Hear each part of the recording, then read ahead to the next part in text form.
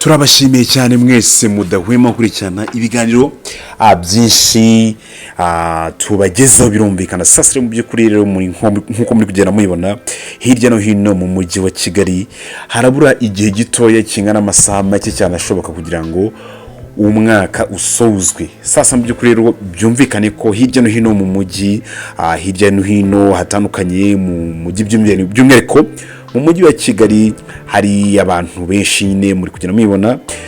Umujyi wa Kigali rero ni umwe mu mujyi ushyira imbaraga nyinshi mu kurimbisha imihanda, kurimbisha hirya no hino kugira ngo iyi minsi mikuru isoza umwaka ibe ari minsi myiza cyane kandi iryohera abantu. Sasa mu by'ukuri nko mw'iki rero tuba turi mu isozwa ry'umwaka, ni igihe cyiza cyane umujyi wa Kigali birumvikana ufata igihe icyo kurimbisha ahantu hatandukanye kugira ngo sasa mu by'ukuri abantu binjire mu mwaka mushya ibintu imeze neza. By'umwihariko umunsi wa Noheli n'umunsi w'Ubunani ni imwe mu minsi isiga Kigali ishyushye mwe byakataraboneka ugeranyije n'indi minsi yose. Ibi byose rero bigenda bigaragaza ko ari imwe mu minsi ikomeye cyane abantu basigaye bakunda kubwisha. Ni mwirebera ukuntu umujyi wa Kigali ukuntu uba wagiye urimbishwa. Sasa mu by'ukuri rero ahangaha rero nahagana kuri KCC cyangwa Convention Center ngira ngo benshi murahazi.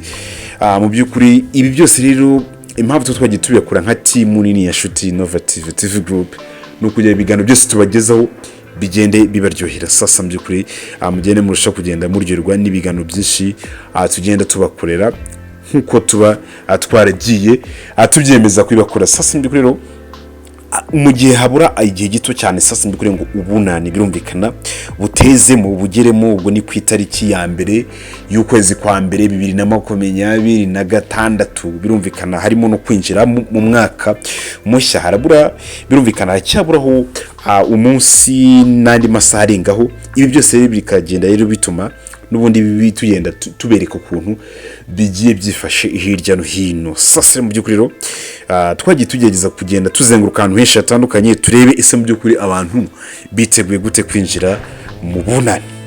Sasa mu by'ukuri Ubunani nayo ni umunsi ukomeye cyane ugira utigisa umujyi wa Kigali n'igihugu cyose muri rusange. Sasa mu by'ukuri rero tujye kugenda no sasa mu by'ukuri tubakora urugendo ahantu hatandukanye, ahantu twose twagiye tugera birumvikana tuvuye hano turi kubereka nyine hano kuri Convention Center, hanyuma tujye kugenda tugerageze kugera n'ahandi hantu hateraniye abantu mu by'ukuri turebe ukuntu byifashe hirya no hino mw'iri sozwa ry'umwaka. Tubibutse ko mu gusoza umwaka usanga ibintu ahantu hose byahindutse. Ngiyo Convention Center sasa mu by'ukuri rero hose n'ahantu twagiye tugerageza kuzenguruka tunashimira by'umwihariko umukobwa witwa Aline ni mu photographer wacu, mu videographer wacu udufasha kugira ngo tubone amafoto meza nk'amashu meza nk'ayo ngayo muri kureba. Ibi byose rero nta handi ni wabibona muri Shuti Innovative TV Group. Sasa by'ukuri uyu munsi rero tugiye kugerageza tubereke hirya no hino uko byifashe ntucikwe. Sasa by'ukuri tugeze naho twagerageje kugira hirya no hino abantu bishimiye n'isozwa ry'umwaka. Murabona ko haba inkumi, haba umukecuru, haba umusaza, bose koko bakurikije ijyaha mirya yandi bivuga ati yaba umusaza cyangwa umukecuru uti rwose ishingizo ku kabando ushimira Imana ikugeje aho ugeze. Kuko hari benshi mu by'ukuri batabashije kugera aya magingo. Sasa muri kugenda mubona ukuntu hirya no hino ukuntu akazi kibari ku kanyo kariko sha uri kono hirya no hino. Sasa by'ukuri Birashyushye ni mwirebera ukuntu rwose barimo baracinya akazi kibibuka aho Imana yabageje ibakibuka ko bashoje umwaka bakiri bazima. Kuko wanamugaye nta kindi kintu kwe gukora si yo kwishima no kwishimisha kandi no kwishimira ubuzima umuntu abakibashije kugira. Kuko burya kuba ukomeje kubaho ntago ari ku bwawe ahubwo ni bw'Imana imabashije kukugeza hano. Ibi byose rero mu by'ukuri tugenda tubigeraho bitewe n'imigisha Imana igenda iduha mu buzima bwa buri munsi, nkuko mu by'ukuri Imana itwereka mu buzima bwa buri munsi. Sasa uyu n'urubyiruko rw'abantu twasuye ahantu tudashatse kuvuga ariko n'ahantu twagize mu by'ukuri hari habereye ibirori, harimo rero no kwishimira isozwa ry'umwaka wa 2025 binjira muri 2026.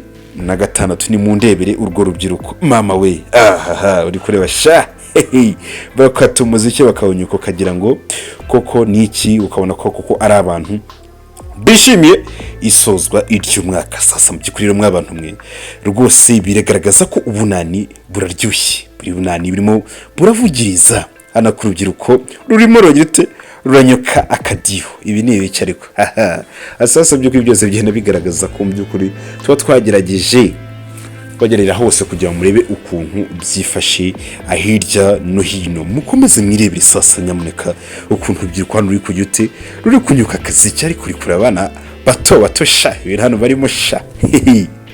Abantu mwe sasa ndi kubabwira nti ubu bunani bwo n'ubundi bwoko nkuko muri kugenda muyibona, muri kubona hano ukuntu byifashe. Sasa byo rero hano twagize ni ahantu bita Norvège, hano bita ni kuri Norvège.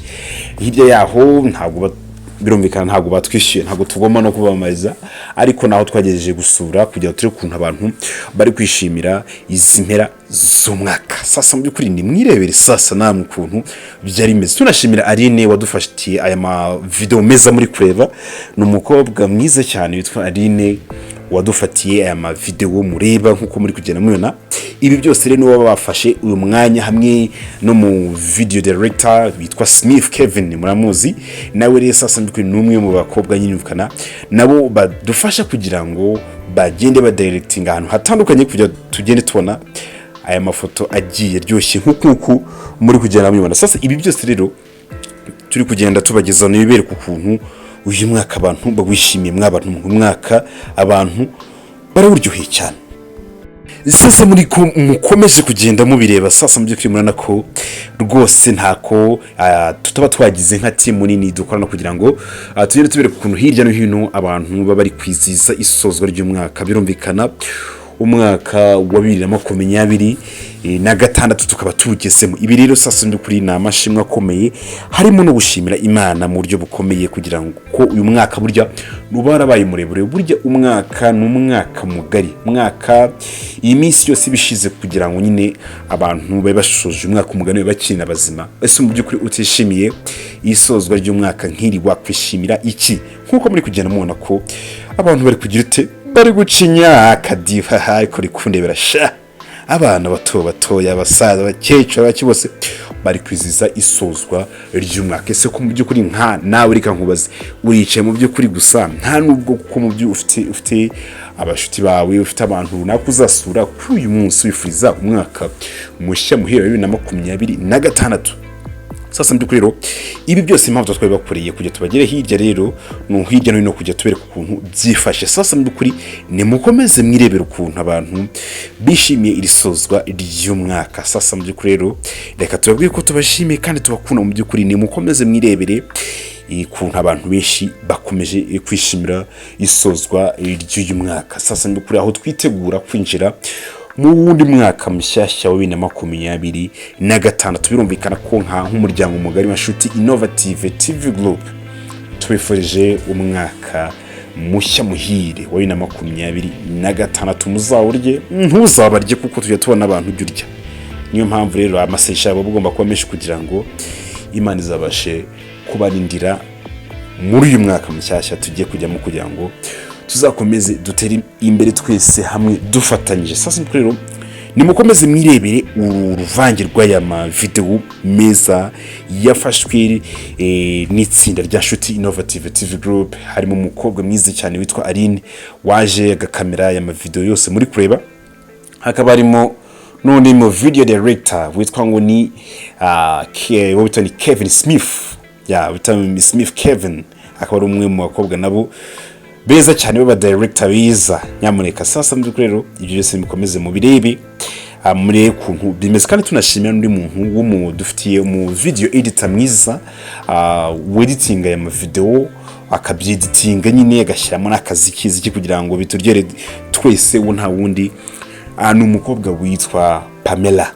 Sasa abo bose ni team yindi dukorana ibagidufasha kugira ngo tugende tugera kwibi byiza byose. Sasa rero ni mwirebera ukuntu abantu bakomeje kunyuka akazi k'ibitoza bari kwinjira ute mu mwaka mushya 2026.